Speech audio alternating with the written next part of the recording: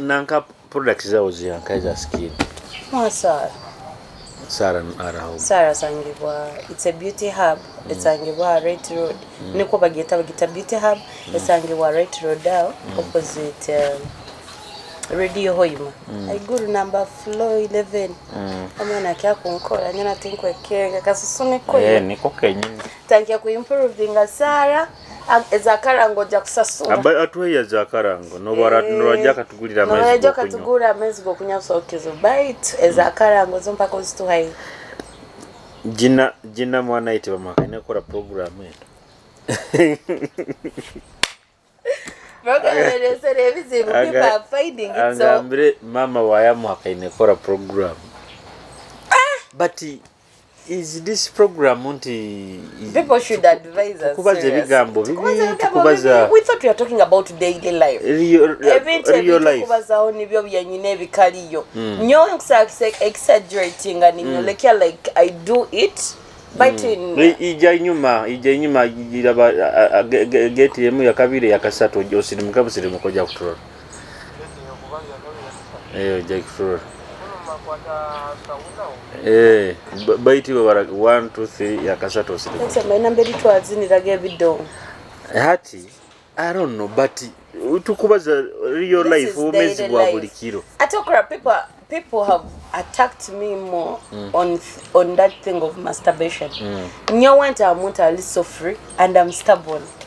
Ati nkisa kibaza nikiongereza buninga bamuno na amani. So people will be like Maritieke nteke akikora. Tinkugaza kwa defending I have ever done it. But tukikumanyisa ngo nkoraki. Nikara nikikora I have a man. Yes. But even the problem is abantu obuzibu bagira. It is baswekereza muno bomezi bwabo. Yes. And I can tell you by the way. The enemies abana bayingi muno. Truth.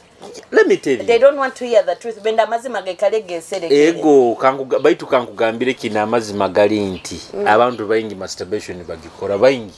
Otherwise enemy bazimuno yeke ya habo manyabiki ekubayire itaro. Yes, we're talking about daily life. Obugambalize ha marriage yo muntu taikara. People are there and they are not settling in relationships. Dorashila gashum. Webwa jo relationship na gitapinga out. Aroho kape mu ijwera bakagenda mukoti babateraniza. Obabairi ni basirimuka hamadara bati. Nomuranyamba munganyire. Obabairi ni basirimuka hamadara gati bati. Ato mukazi yaterentuka kwenda kugwa. Nando musajja yahura kubi atandika mujuma dora yo kasamaliriranka. Nando mukazi omuntu ono wenja kuswerwa saha zino atandikire kunjuma ati tugenda just mbuswezi ekiyakozere akagarukayo yagamba judge tugaiturule.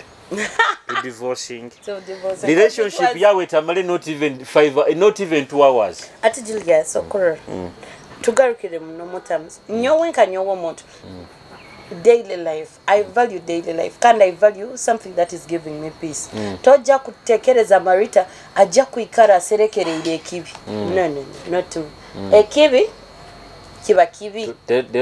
Tulesere yo myaka tutegaito. Jikali hano. Amwesere the bad man. Bad dog. Oba kikeki kumumara iki kumunyunyuta. Okay, bagabeba bino sente zikanyire. Bigambo byabantu. Centers in the container na house now yaba isiki. Okakasi. Atiko tandika kumuye mirimo by the way. Tandika kumuye mirimo. Nkagama na Big Po. Mal, Big Po nyota kangamba gakintu kiona and he's always in my DM. Muhereze. Kandi nyonkugambire bad dog muntu wange. Bojoka turugira harano le makungambira. Badogo live Actra TV ramuki aba kutonde. Bakutura nywena Actra TV maramukize nywena buli nsonda ikichekaho na lori. Mwebale kunyumira program wenu mwebale supportinga mwebale kusupportinga TV yetu. Wamaiwe tubaire ntubaza. Ijori tukabaza hala abantu abaku masturbatinga kwemalisa. Tukubaza tukudupa anti tibali bayingi munsimo. Niba bakira yo bwengi. Kyonko muntu bokibaza na ranki watu. People are criticizing abantu babatakeno bahakana kwijja program. twina mugenzi wa aro mutu tubaire tukora nawo nyina wayamugambe buraga ka program egyo nkuzaru amugaye janja kuzaru kukabukura program egyo and yet we are talking about daily life nyowe mbaire nimanya bine bintu ngo biba byokwega kwega kumanyisa yes but people find experiences z'abantu people find omanya bakituleta abantu bakwauka na kyalero ja crowd Mauritania kyororo muton it's because we are sharing experience what I've experienced in life kike kindo zere mu life okwa abantu bangi twina life yuturabiremu eyokura noyenda oyegesoho omuntu ondakoleki amani chonga toli mungu baningeza ku expressing myself.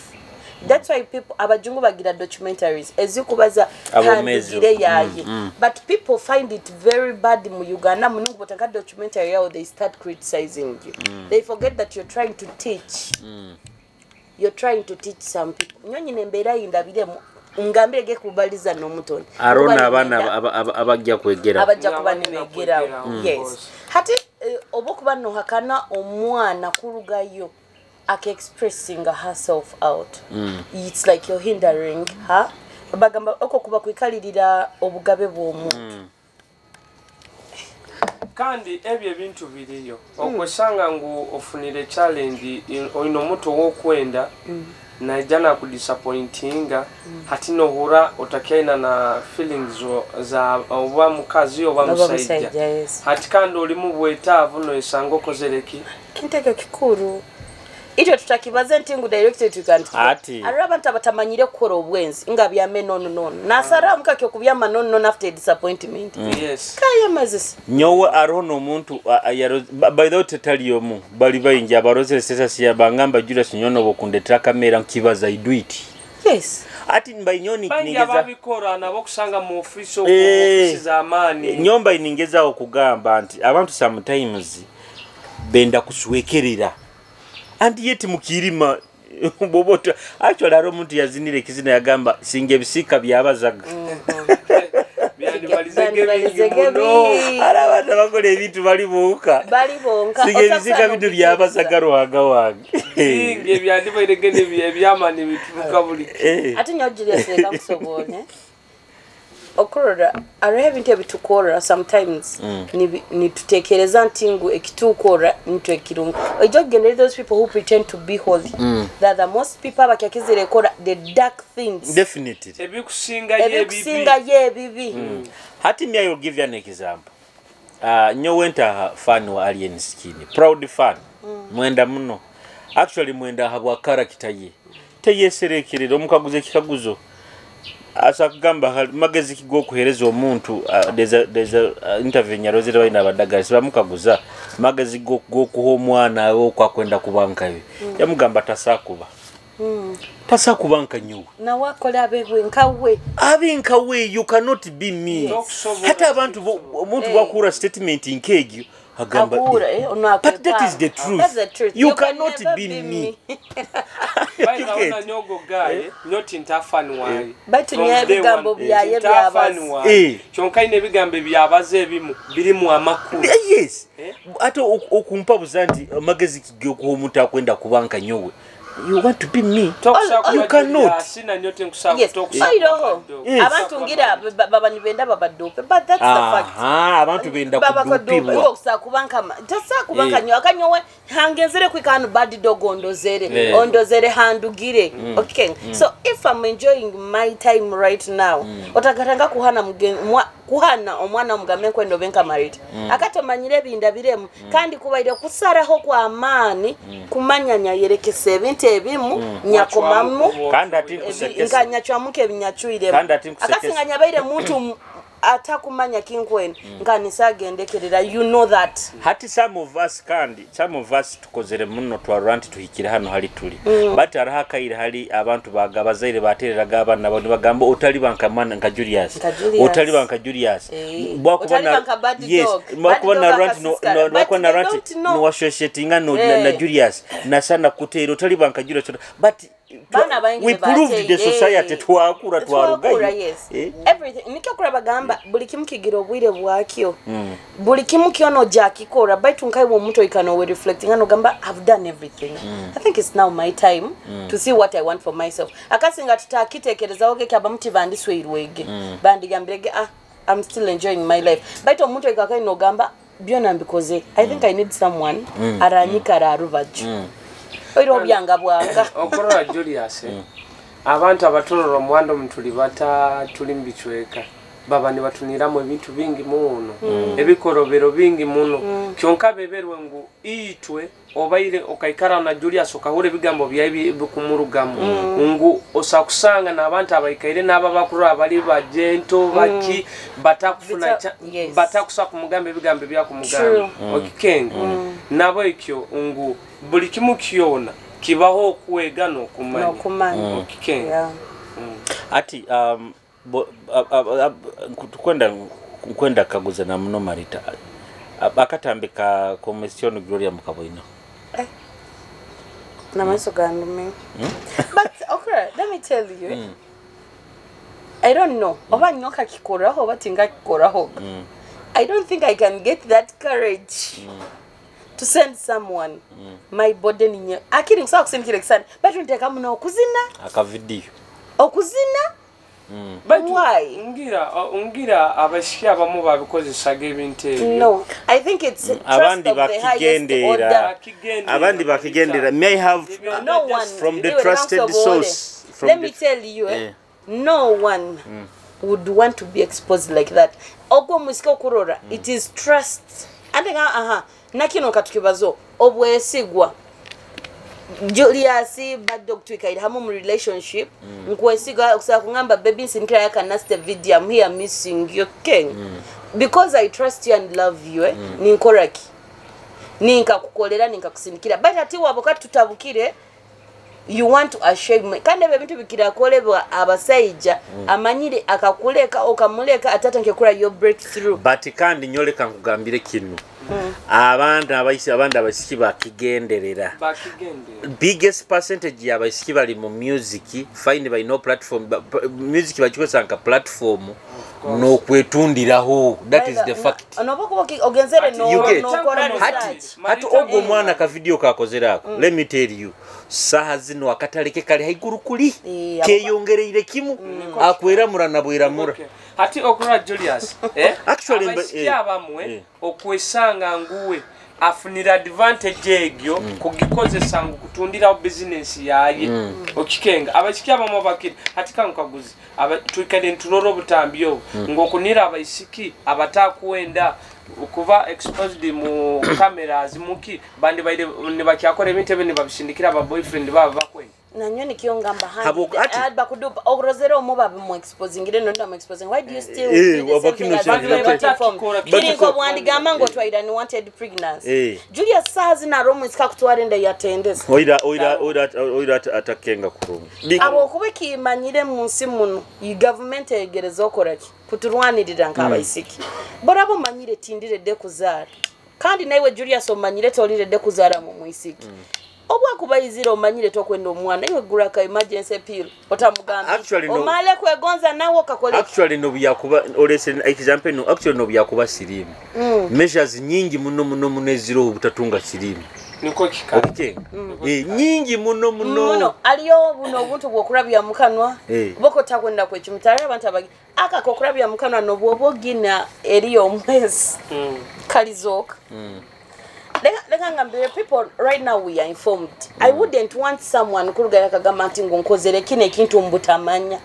There is nothing that we are doing mu butamanya. Tikiroho. Abo kuba government egereza okusindika nabantu in rural areas. Begeseki abantu. Itwa ntubwire buli ntukyakora mu reproductive twagendaga mu field okwo kwegesa abantu family planning ngaliyo kansa ya nyinenda okura ntugeza okurubasaki information you can't tell me that right now okay na that heart of sending your video yet you know very well people will post it ijo mpawizego omuntu mpawizego actually timbage ni mpawuze okimanyire arahaba isiki actually tibali baisiki, but let me tell you 90% of the girls bakusa kwetunda baitu kikusigikira sente. Let me give you an example, Marita. Every woman. Let me give you an example, Marita. Every woman. Tinjako sebigambo bibya ukabantu bakutabuka gamana.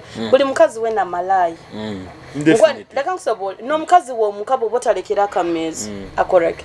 Atabuka. Kikumanyisa ki. Sente niyo musingi gwaki. Sente niyo musingi gwaki. Yes. Hati kyo kikuoleke yake. Nolo omukazi ayetunzire. Nawa kwenda ki. Era birugira no muka kwende sente no wahera kwende sente. That means itona tukwetunda indirectly ekikutwara mu omusajja abwakini atali ni wogenda kumusasura mwabo abwakini we nakusasura kikumesa nawe wakozere akuguzire no actually no muisiki kujja kubungira abamanyire byo no burano musibura mpako jja kwata munsawo koleki era bobota muhayire no bobota muhayire ahura kubi ajakura kubi actually atayemuka obogaka gitera na nyowe atijo akangene mo no habuza mukazi kigintabe murungi no muba mutateseze wende banaye nyowe aro muntu umutima gwegwe karakuli ni gumuruma nagamba ata nyaro muntu wenyatwaire nyaro muntu wenyatwaire nyagamba pinja muhane 10 akabaze bigambo biri atahire nkambage manyire oli gentleman mbage tabikunihira munyagamba yino tukandi katateseze gese no that's manyire biri bitu byo kwenda there are those people who are prostitutes indirectly atakusa kuja kakugamba nyobo kwano byamana nyo handa abantu tunenya abamalaya for nothing a malaya is direct but is good ogenda okimanyire oiro batandike no kutwa receipt so but andike kusalire receipt Julius akokusale receipt no gamba we Julius on ngusalire sahe osaswire gebiri kichweka nete tube na budget nanyo budget embalira ya embalira zende zo spending of receipt mbaule. By the way, mufune kitabo mufeyo ati Julius leka kusobole bani kyabaza akantu kana kokwetuna indirectly arohola kwenda ku forum ya mu corporate woman ati Marita joka ngamba directly nyina zino nkwenda tutayam I will feel offended ni nyenda kiro ijowe follow correct okunkwana niko turata hakurampayo nkabalira aho nizako zere bai kandi atabo bali expensive muno abo kuba hatogu onyweseze akwendo banzo munywese okoleki nibo muri omutwale kandi nabo baitoli wakujogendo manyire nti direct ntawe ozinga tugende obankwire cyo kunywa bati nke kuhaire zawe zibaho tena to spending amyoko yes so nyo ati tubaza hali ogo muzinigiro lya bugi ataisiga katambiki mpundo aro hali ndo ziregire magamba nta kutunda milioni hagati ya milioni 5 milioni 10 hali obunaku bwa Uganda hano bashi batita batakusa kwetunda hali ezo sente milioni 5 milioni 10 ezo sente nyingi nayo no tunda kibai nyahe cyo kurolera ne milioni 5 nyingi nyahe cyo kurolera bado obairo amubuteri mukazi abakazi wona befula abakavi buli mukazi ategulwa nyahabuzo bakabakaza abafumbo ni bagendera abakusike chapati bana obusumati wayaluke tikuli ntengo ibawa yeta ina sente baita akwenda akwende nkore nu ati we bad dog omusajja akayijaga tugezo ina girlfriend akakusaba omuisiki wawe agamba omuisiki wawe ngende ndale nawe milioni 5 okumuhayo to kumuhayo amushi wangu nkwenda amumutima okumuhayo to kumuhayo waha milioni 5 hati nkugambire ekyo kusara nkugambire ekyo kusara nobo kubota muhaire wiringire nobo kubota muhaire wiringire omusikajja kweba yetwale oreda hulire millionaires yetwale nikwazi ndetere tuzire muhaire tiganda bakota muhaire wiringire ati badogale kankusobola abakazi iwe bokota kisobola omukazi akisobola ati kani nyowe nkuhayo bwangu bagambe baziha nyomba kutwala na mumpe milioni emu akamiliyoni sakererwa ati jokuga nyo masaka gamba ngamgamba masi ngwenda kuhereza ekiyana kikuha yemitware amporo kumi ogumuke ndaze nyo bwagambe milioni 5 nyino msikimuga naye 10 aho sokoli impende kya musana ntokindika no muhaye abanza mpe 10 yata milioni 5 making sure I have secured the deal mama wabana atakererwa mama wabana muleke tukubaza abana bugavu tugamba alibo nabatalibo omukabiki because omukazi omukazi just a special respect na nyamba inimanya omuka abana baherwa abana nkayo ogwo nkwai na nyo speed speed tosiba wati kikusoboka kiyaki nyono omusajja kikusigikira twina nkoraganaki atire kamusobole banti ekikaza relationship yona kuba integrate okumanyanga enkoragana yoina n'omuntu wawe hati tukejwajwa haira turoha hombe tukurubatsa buomezi kukuza abana nyobokwani bakwenda nkuwayo baba by the way nikyo kiri twabalizo last week kuba mu nkoragana n'omuntu no kifosinga bufosinga no kikaka kuba mu relationship ni mukaka nyowe kankugambye nyowe kanku omukazi omujwaire nobwo kuba oli hamuli moko kuba ine mirembe bwo kutekereza kutano hura na pressure ziri ayikora nja kuterera linda nja kuterera like omanyire kuba oli gwaho no gamba nyowe kanku zaika saha musanju nyowe kankugambire omuntu ali ayikutaga buli lwendora na nyowe obusayinizi nyiruka bwangu bantu mwenye I don't blame men who go in the bani barara mu bar. Some people are living that life of frustration. Chonkata sakuja akakoraki akakugamba bojo baddo bankuraba mu mbeera nkene no sanga omusajja we mande tu mandaba mu bar takwenda kutaha muka no rama kagali kurungi baine nju yabo baitu aine embera ya kuraba mu bwagendo muka nagamba ni bibabize some people die abantu bamuturura ni bafa by the way ni turura ni bafa ntugamba ogumseje ujitwa inawo kikeki mwisi aina stress ya kuraba mu muka nerugira hambere limu by the way kankugambira abasajja bayingi muno bakuraba mu stress nyingi muno kugomuka actually tokurura bagamba domestic violence most people think domestic violence ebahara abakazi bonka but n'abasajja they are very many was abakuraba mu mbere na amajuni bagalikaho they are being traumatized bakazi abasajja nibo bakwangana akurora embere mulemere nakora kinagamba biro binu barabukire ogo nuwagamba ntari akurabuka nagamba narubata nakora nagenda nju ya amani go down when atandika korekya nagana atandika life let me tell you this buseki kusinga kuba oino bwomezi bwawe when you are happy okay mind zawe ziri well because ate osakuba oino mukazi oswairo omukazi oli mu bufumbo osoyirwe omukazi ina mukazi baitu kurugo muka obwongo bwabo butabangukire araba kaza baine bigambe bakugambe bikutabura obwongo no boli stressed you got to work at in a peace umuntu ina businge you get to sana kora you cannot even concentrate to make money so by the way people should not think that only ladies are the victims of violence. Yes. Men are also victims of violence in another way that other men are not victim of violence through beating. Violence is not only beating, violence is not only kukwata kakora physical damage. Violence is also mentally mukazi na mentally. No rora embere kozereki. Mbintu ebyakoze sebigambo actually ngamba ntandike ekitongole kikurwanira abasajja mbufu. There is a guy who is fighting a guy akatandika hele. Because abasajja sometimes tufuna kutubaliriza. Guy yogo akaba raped na kyali mwana muto. Aromukazi wa ise waye.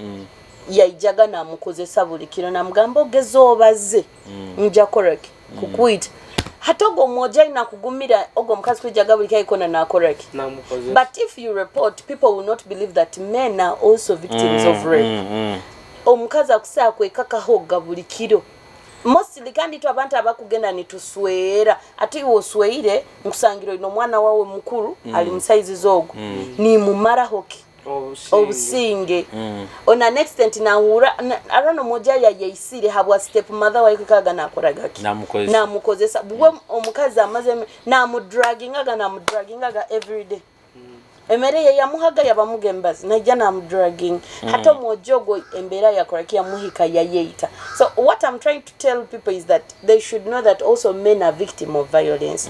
Amuntu agenda natandika abakazi bonka nibo bali victim, but men are also going through a lot. So twina kubantu esigiga muno twesigama kuno abakazi anti abakazi twe tuhurwa muno omukazi bo muteza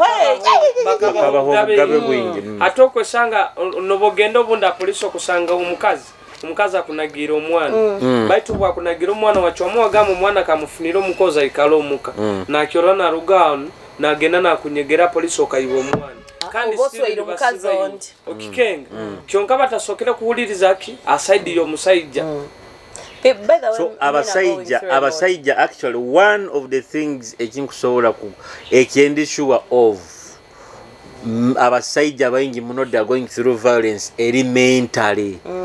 They are being traumatized abakazi are ebigambo olasa kubaza ebigambo no gamba kiki ya abasaija bayingi muno tibalina businge maka akusabiriza bakuba tugeza linkaito kuno na sanda kunaga akairo bukakweka kutawo mukanaga mawo arohano mukazi wokuswera bad dog no muteka muka baitu bule kikali muka akibaliza hero tirirekeregene kyokulya ndiri ebihaliri garuireira ochikenga so kwegamba naho kurubatira ho natokya ina mu respect yawe nko musaija okaluzingaira value yobusaija bakurungira no wano lwatana kuranka joile skirt bakuranka kandi abakazi ekinde kyasingire kundomo omukazi no yandibairege na kipinga secret zo musaija bokuba obokurugano kamubalirize bigambe ebyo mbanywani ba amazima genini okuba no swazo musaija nayo no yeswaza kyonkano rugano no mbalize bigambe bibi kandi bigambo redde muri bafumbo ekitako ati kandi bo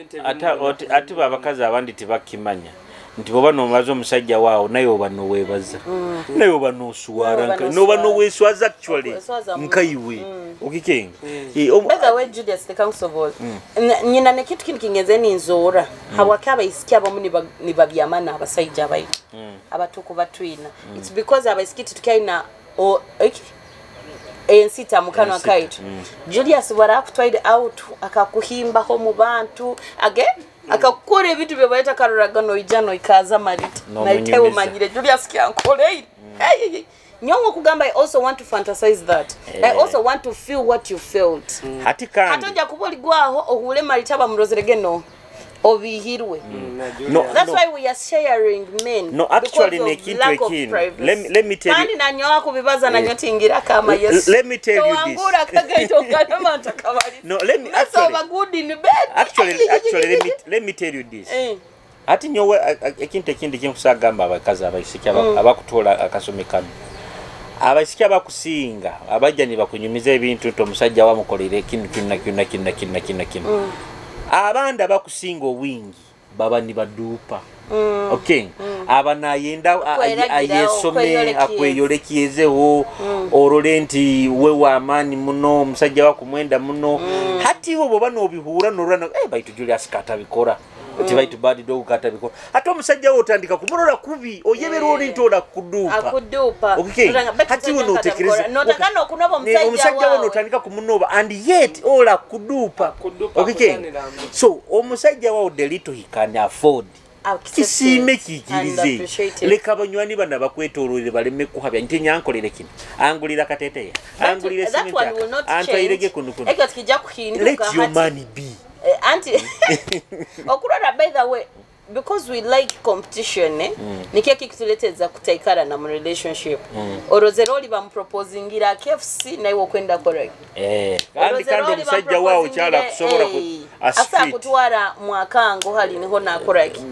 noni mwegondeza okay so kwegamba competition is leading us to lose a lot of good things and lack of patience ati badi dogo musikie ya kuendeza hono taandika te yakurora mugaki value na future nagamba hatisa hazino ni wakukana nagamba singakinyagumire no ati kandi kya competition that's why I'm saying patience also is needed in everything nyowe ngira haroho na nyowe better na nyowe tikulingu baisikibo na nyowe ro muntu better there is a guy that I left because I was not patient guy yoli omanyire oba bagamba wali olekero muntu ni waka shining no gamati ninyama irasubira mikisa yaye by that it is possible abakazi abandi mubandi bakete kibereke bisirani abakazi mutomera mu nkaleka mmoja abo munywani wayi kyonke kintu kya competition ekintu kya competition abakazi bakigira muno do you know realized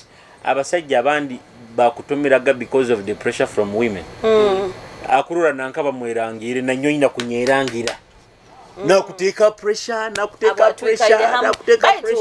Julius kangaguze omukazi oina kuikara nawe myaka ingaha kurora nti ngo murozere issues wife material no actually ugenda kumuswero manyire is a wife material no let me tell you there are those men akuikara na omukazi Julius can you stay with the woman yes. Can you stay with the woman for 5 years otakatekezaga kumuswera atokuba no okozereki that is how can you date someone for 5 years nibyo biri twabazaho hati na iwele kamsobo there those people have been in relationship balira na ikara kuri na ikara kuchonga ni bamaze myaka ege abo bali mu byokusandara abo bali obankiyete bali mukazano kabo bakamanyire either areki kubasiba aros there's something connecting them either maybe the guy has a serious person that owakurora muvali no either bona tibakwendanga na kiriya but no, maybe they enjoy themselves. You know the other time I said I've never been in a relationship for more years it's because that nkaba mu relationship chonka oba ntingeta na relationship tukaikare miaka nyingi chonka bule muna ikara wenka for more than 5 years but bule muna na ikara wenka ate gyo tingi baranka relationship aka we didn't stay together tutemanye king right just why itanaga kyalero na buraho na nyoni mburaho king so that was not a relationship kandi niho kangambire ngo Julius omukazi omuswero boraba nogena muswero oba ochuire mukuba nawe ngo omukazi weno muswerwa wena ebikorwa byaye embera zaini zezikuletereza ku muswero nowadays ladies learn to act araba kusereka abakazi ba fake oino muntu wo kuikara nawe no manyo muntu ono nkusa kuba nawe nkamulekera abana bange wademba hira like my question was like this how long like how long does it take for you to cohabit with someone okagamba now nchwide no but even one day omusio kusako mukenga omusiki can even act cohabiting for how many years yes atina nyoni kyongamba there are those men nakwikara no mukazi for 8 years omukazi na muzara muna muchenche mburoti ataba abasajja ni baba kurubatira pressure abakazi ni baba bakanga kuba na abakazi omukazi namuteka pressure nyoko takanswera gatwika ile hamuki emyaka 8 but I'm asking myself omusajja wena habwakini kikukarubirira kwerugira yoke yanjura mu bantu okagambo no mukazi wange omazire kuba nawe emyaka 8 n'emyaka 8 nyingi emyaka 5 atakwenda bamuibe takwenda kumwanjura mbantu bamuibe oyiro kimanyire as a responsible man tando mukazi boli kamwanjura mu bantu paipap omuterosir ohaya gambira bakumukwanera mpaka abantu bono omukazi boli kamuleta mu kamera paipap okabole kyangono mukazi wange bire bikire oyesanga ngo omukazi wabo mutalibaniza muno kandi ekintu hakizira ati nkaitwe ito abantu abarubatira mu spotlight yokumanyibwa we are facing a lot of challenges in our relationships hati nyono gumfuno omusaiji mba ninkyamufuna bakarora Julius takwenda marita niba mutandika hadero ebyo nabitubaho ogolelele ogo kiki kyatakoze okirora like we are facing a lot in our relationship no mwandi bafunira omuntu no mwenda amazima bagabaza arakazubi baddo goboka ijuka mu kampo yaito gimanya mulingo twabayire bwakwana go muisiki nibagranika yabona bakafaira sirimu bakabakebera yabo bazara abana nibabanaga ndero gamba boje basano kubalirira abana botakumanya balichaite batubalize botakumanya kyonga no kukumira bo kubolisi lebo ibaro hati kanda rona ababoko nibenyumya those people who even talk about me, who don't even know me. Hadi nyowe nkaita na omuntu akumbaza atamanyira kubaza haliyo. Atamanyira physically but nabaza ibara marit. Anya kambeta ogo musikima itamanya yeyitaki. Marito gwa tamara nkumujjuka ida buli chonga mwikalire. I listen to that girl yabaza ya marai. Nyamukaguza marita okubaza okumumanya mbwe kumumanyiri nyamuga mati nyoba nyeto omusika kaura wana ayenda afe I just wish you could see the memory like kisane ngeri yabayire akasoberwa takaina byokubaza but omusika kabaza kiona kyakura naenda correct kankole mention neno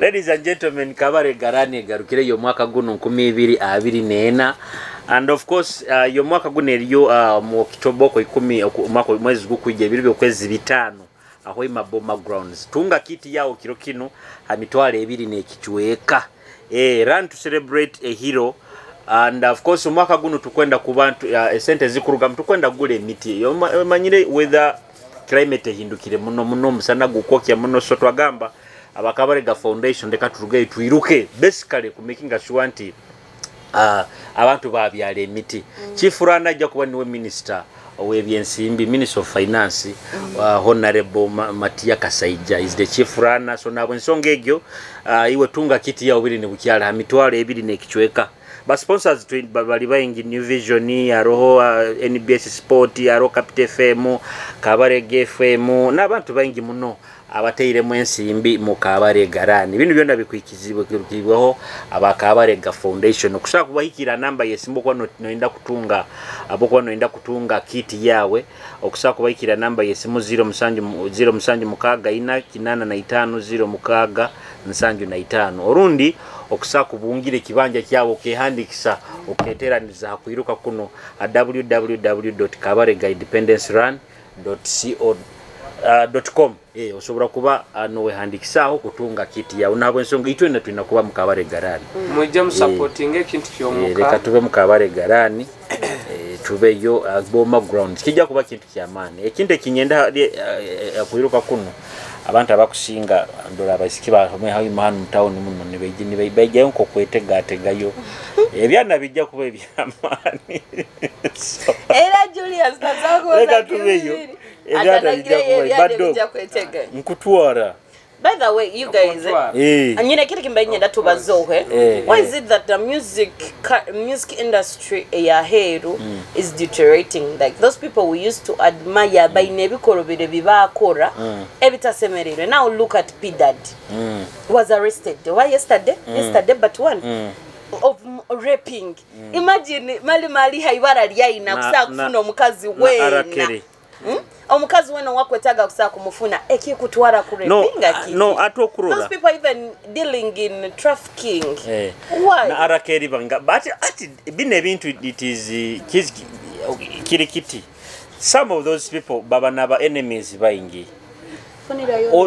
No sanga abandi bambi batabikozere ni baba framinga kubasisa amabara. No, there is no framing. P Daddy Al-Qaeda under investigation. Gambo romana leta maize. Nyondi fine. Ona kwenda maize. So abandi baba framinga abo kumusi. Let me tell you. Ebintu bine life tabairo of framing because he was under investigation for a long time by Kaida ni bakoraki.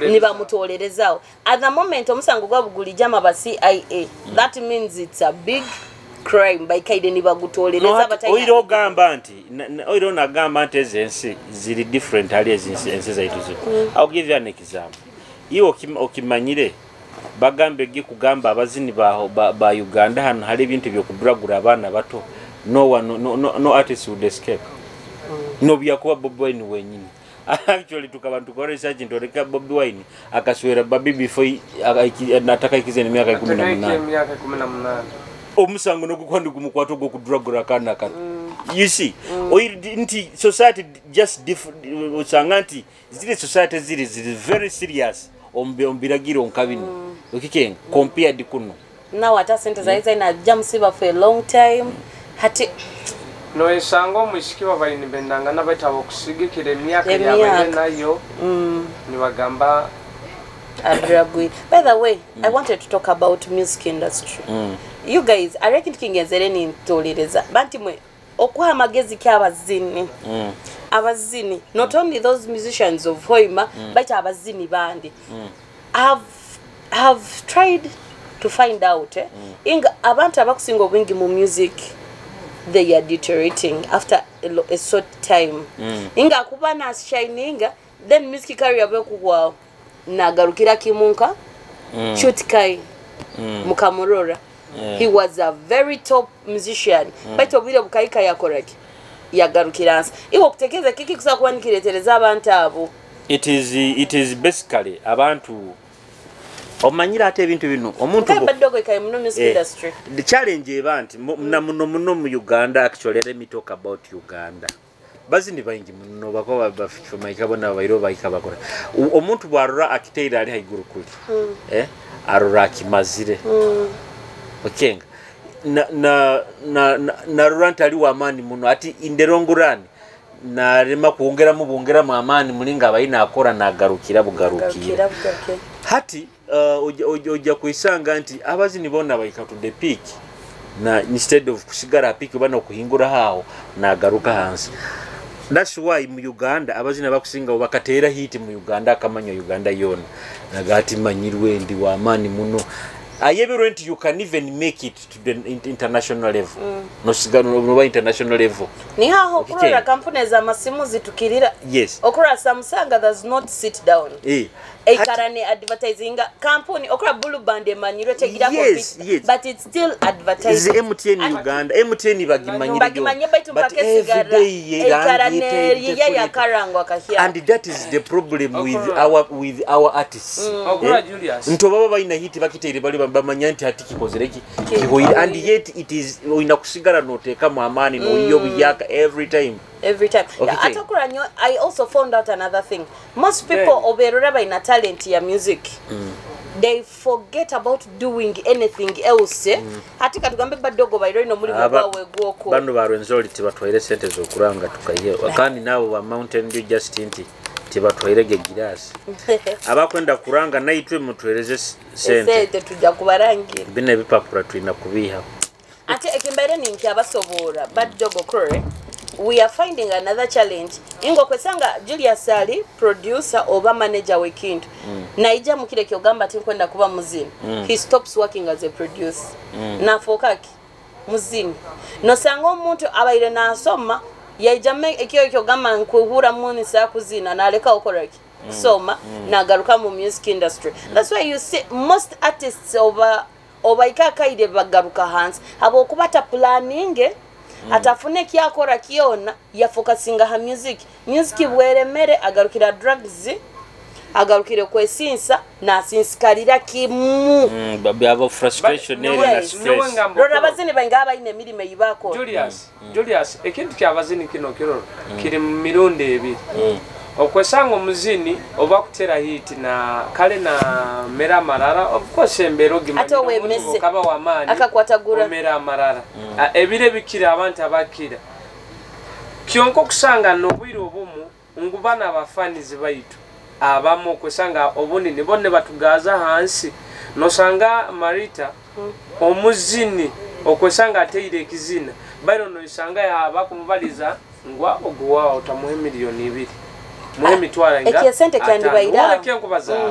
nguno yesanga ngu iti twenyini bafani zo kwesanga fani wenyini ni wakuletera omuzini ogwo kumunagaki value no sanga ngu omuzini yesateire kizina yakora hiti nawe nembere yateiro abo kuba ombero gimanyito sakuba wamana abantu Uganda ne kumanyire newo teyongere okwe feeling bayino sanga ngu tukufuna na challenges za bafani zibaitu nabo tibamanye kiki bakwenda. Do you know that tinkubaza kubya abanyoro abazina abanyoro. Do you know that percentage of banyoro musicians are jobless?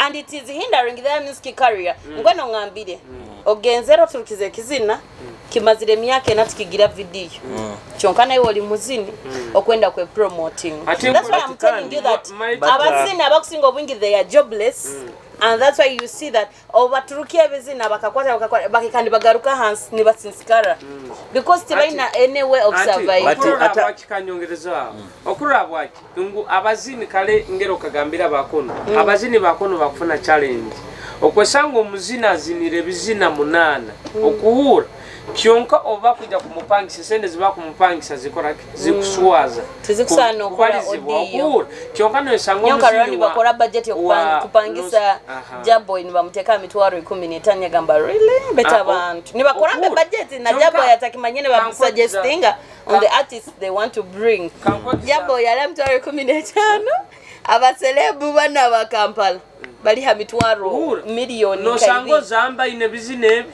kimwe kyamane kitukure kyamane ekituga akuru kyonkano sanga bire buno bokubana muletaho imano yenda na kusabe millionaires nibikani ne bazimusasu hati baito wano kono mweleze mitwara asa no hati kangambye kino aba promoter bakusinga bapangisa sente zibahereza abazini zisigira capacity yawe ekusika abantu na manager wa River Party manager price tag yawe yeri automatically for as long as urano sakusika abantu atorangambe ari abazini bandora no bwakuba Kampala chonkati nkaura bizina bya Ozambi tujjamu ha milioni 10 Ozambi bokumuteka tugeze nka kisaye boma ajja kusika abantu emitwaro gwaba okay so price tag yawe ija no bako ate bazini abazini babunyoro jaka bajja complaining aba sentence but what is your capacity to pull people oine bizina yes twangire baitu nkuhaire show okusakuleta abantu bayingi nkafuna mutaka sente abazini babunyoro mutekamo monofili timwenda kurubasa music yanyu era buli wasangaga icon ali mukyaro kwatwaire bizina ebyo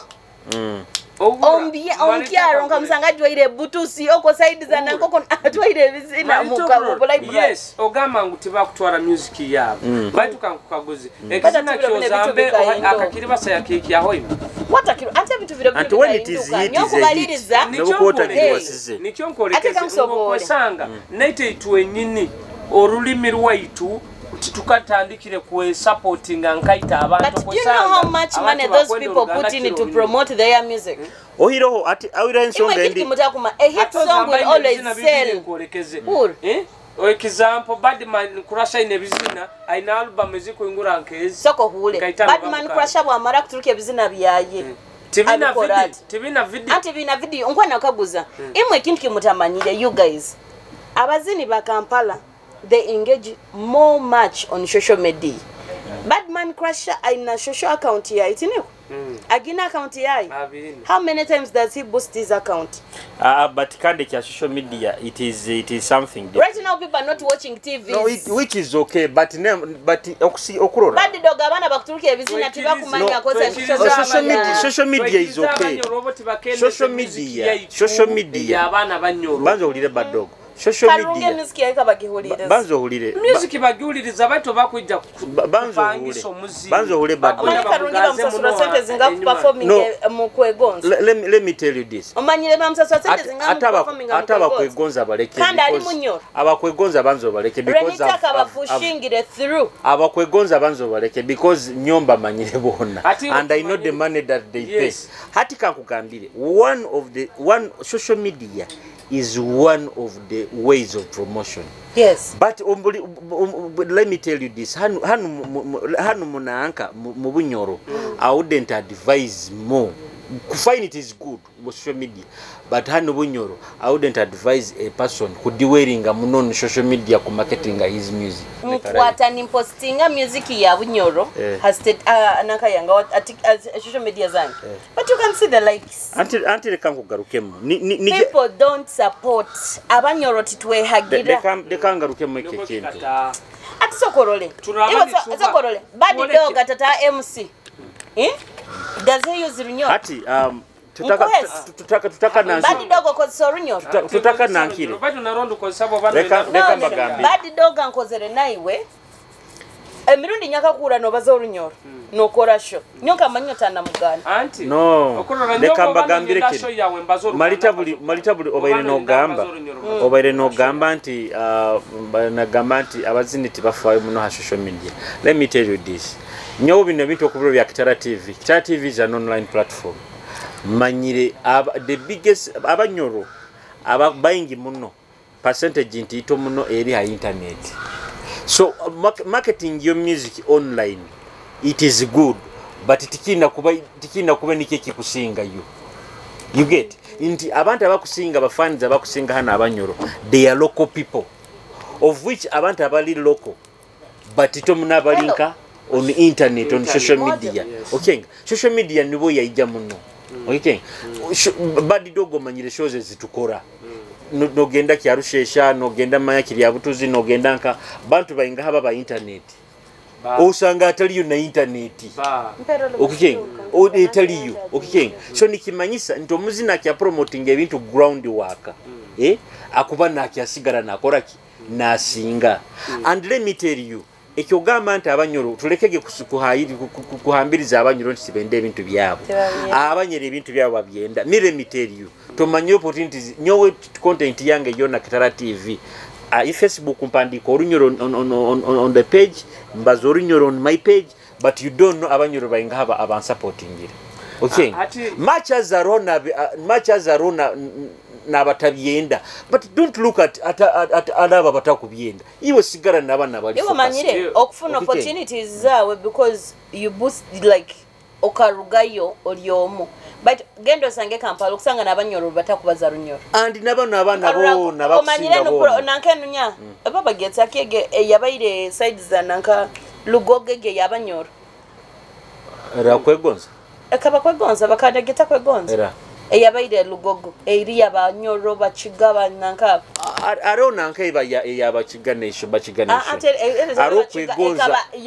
arokwegonza avenue all those people arokwegonza avenue eba yabanyoro nabatoro okay ere kabajaito itwe nabanyoro batoro bachigaba tengeza okugamba bati ngugambira people who attended baka abanyankole hai those people twekade ntubirora hati nyake kusakugamba ngu abanyoro yes balimu abakwenda olulimi lwabwe ne balusako bayingi muno bakubyenda yonka okwesanga ngu na challenges ezinde zituina ngu Kampala haliyo abasaija bokusanga ngu abagaiga ni basupportinga abazini babu Kampala nosanga ni bafoka ba managers babazina omunyoro omuzino batano kusanga omuzini taina na manager ni omuzini niwe manager niwe bulikiyo nyowe narrative wakweteka musente wakweteka atakwa Ronet Holeki kujja kumwihayo abantu abamukwasire hamukono banka nyowe narrative those guys are good but lukize bitabu bya exercise book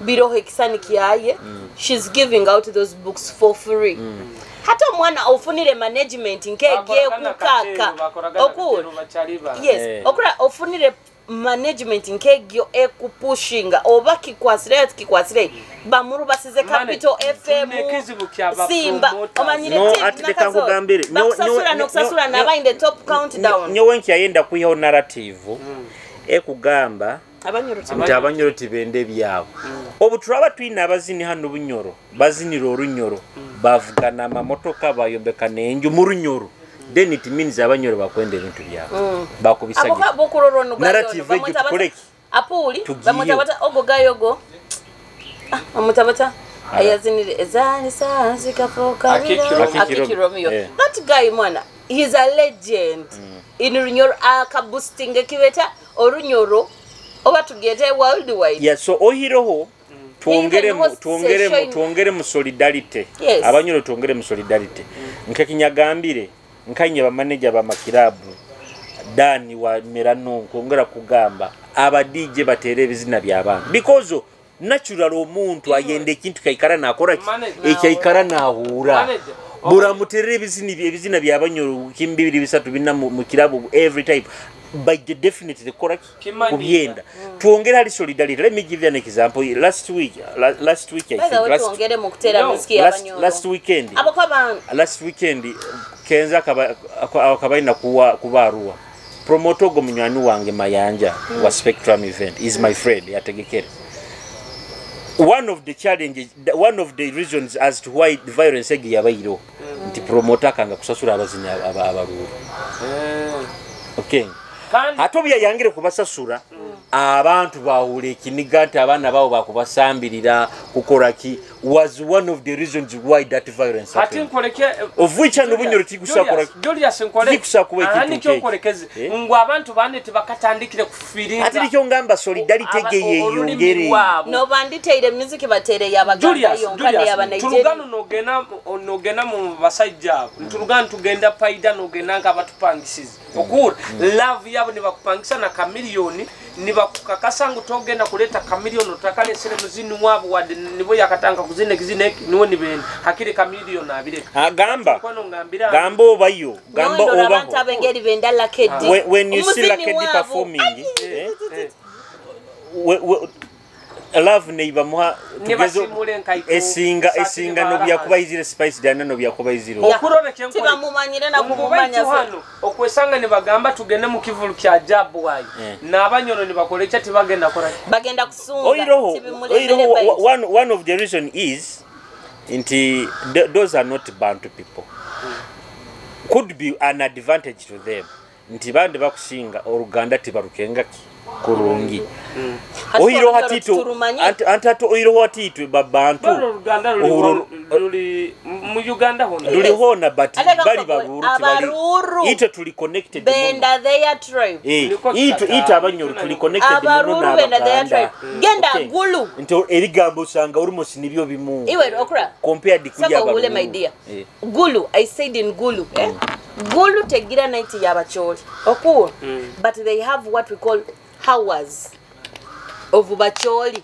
batera music yabaki yabaganda obuzika ikasa mukaga musanju nibagaruka 2 hours nibatere bizina byorucholi nibazina bona nibatuyi just 2 hours that is a good that is a good iwe hosting a night will be a problem kuikara no hosting a night can be a problem but if you get 2 hours tera kankamura music ya Bunyoro no gamangu zino saa 3 zo ku playing a music ya Bunyoro obamo kubyenda batemo kubyenda 2 hours ekya clubs za hano ba DJ batuyambe muno ba presenters abo ma radio aba TV ungu batuyambe kintu kimu ku supporting olulimi lwa Bunyoro yes aba ku supporting abaliyo kyonkana abatatandikire ku supporting mu bwire buno batuyambe ba supporting then in the clubs nkanye ba managers mu making sure mufunege hakiri nights ebiro ebimukomanya ngo hano tugenda ku playing olulimi ki they can't sobole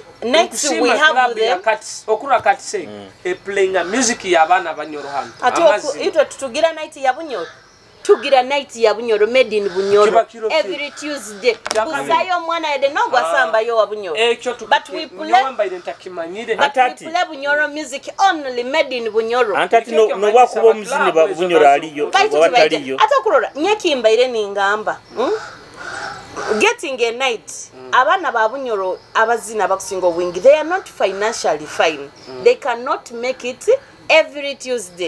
Yes. Ate tukasaraho instead of doing it every Tuesday tukikola at least twice a month ntugamba mwezo graga nikutandika Abanyoro bona babunyoro bajaga ko bakimanyire tubanka magic then no mwezi niguhaye buli yakabiri tubanka magic eko kijja kubayamba oli nasoroza sinkaina gamba mwezi grani guhayo njage nanka hata kusanga tugenda ntubahereza night omuzini naija na yenda imwe nkai mwengeri mubakolere night nimwe babagule bia nimwe I had that challenge I called them obunyabesere ninyonya gure byo kulya ninyo obakabi mazire mululwe blom yaburao kionka so that's the challenge atinya kingamba we may not host a night we may not have a night in the club mutunge yoga hours no buzikwazi tali hours mix ebizina ba mixing ebizina tele tomanyire kikumaisa ku havinga 2 hours ni mutere ebizina mbe bya Bunyoro ni musokani muba akura there is a guy who came at Milano one time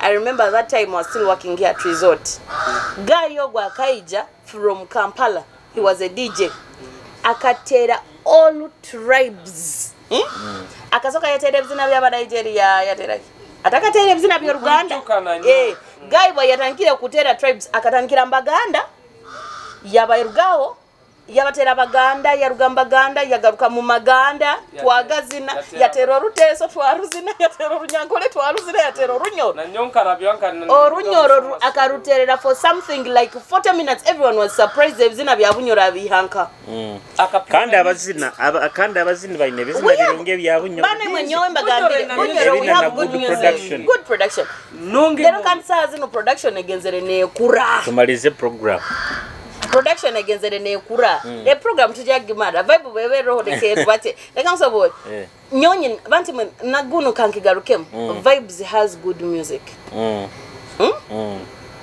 Baito vibes roho na kusana takumanya kwa marketing no just with by the way yes agikora by the way but career yaye no his face career yaye is just a producer yes abantu tibamumanyire ekizina kirubasire ha social media they don't know the face of the owner tibakimanyire chonke kizina kirubasire ke kizina kya sent let me take this opportunity kuramukiyaho arabana bakora muri mogwamana TikTok and I'm glad most of the people and I'm proud to say this they are being inspired by me kianga kikiriza am the person who yabandiza no TikTok kuba na following yamano mbanyo obokiyakaniza obokikora obakikuruma obakiki but that is it akantuka kali manya so ono manya wiki so let me take opportunity kubara mukiyaho there is aro simple ogo mojo was a DJ timaba ati birona kabireka simple aroho there is this guy ubangambira kora mwakaulongo Televian much as content eteri yorinyoro but of course nawakuruga no kamura mukiye no his content tateka mu tatekabaze ebintu byakora biba bya action like Charlie Chaplin kadamuki habandi ebizina bya bunyora bikora mu challenge tunaona abaisikia Boki Hana Rabeski babiri aroho Rose Mebo na Becky those girls bambi they have tried they have tried Serena 99 na wagereza ku boosting account yaye Serena for her she's an by those 99 kizina kiyaka I miss you something. I miss you and it's a nice song. It's so emotional. I miss you tukitoze tukilike. Na Jene. Na Jene nawe kintu bambi abuka engeri wali mu baganda and he has that good voice abainasa kuzinaki oruganda but Jene of course aro muntu ati nyo limited. He's atakabale gatuka bale ati Jene. Ni wakuturukiza bananda love music. I've seen abazini ni batandika. And muntu bonsindikire kizina nense taka kumanyire nkenga there's future in this man ati Jene yampaga music yatakabere na Jene actually nakyali hanu masini nakyali kiryandonga sinki akaba naeta hash something hash boy something but music ye nyomanyire this guy aina future kagira lera kalira before the world knew it Hindui neighbor Jene did something like that. So Wamuragant talent is a good writer, is a good producer. Now what abazini arabazini benda bakwasolinga with even writing music. Jene mumwe send abahandikire bizinda bakore na production. Actually also rakuboli muzini baito tamai kuhandika. So Jene tumereze. And by the way nanyota a songwriter. I'm a songwriter tukageza music twagijwa twagaruka mukuzina live band. But it doesn't mean that baito kozere bingi. MCing DJ. But music was my thing kurugeira. You know that. Nyaindaga muno music. We have all music yakira. Akaba mungaro zangu. Iwe music yeira okura bana nyonka zina music yeira obulire backups zone zikusinga David King bakurasha abo I was the backup artist naenda kuzina na kaba backup wa sometimes obanza like mtwagambire okora bingi wesango ina hali okozere okora bingi then bohika okora aremyaka ibeta decisive okora bingi no bikora byona baita tibo marano ikaratebo nzinire kozere live band have done this kiki muneki nyakozere nyarura bunkikozere kintu muire nyarugayi nyonka korebyo byona nyeka kairi nya stepping down I had first to go for further education ndole kike kikunyamba and I did it then now opportunities started coming ati ntakyasa ku emirimu enyatandikira ekora ndi manager webichweka bya man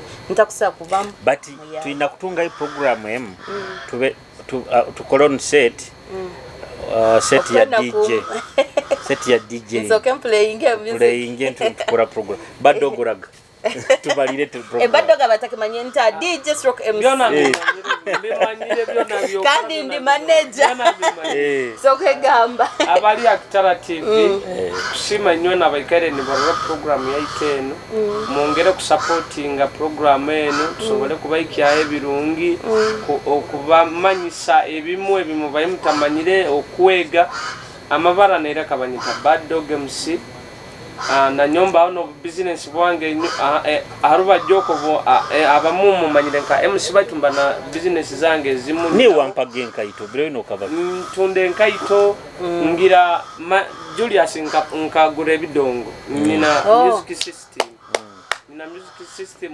bagipangisa bare zimo bondi korana drive nina nabashiki bakari nina business nina nabashiki bakari okenga bapangisize njumba ya Kampala na bojo abakwenda abashiki mu mbaga mikoronka abantu bakwenda ebyane bya kabiri mbaina but that business has mwebale muno nshimire muno Marita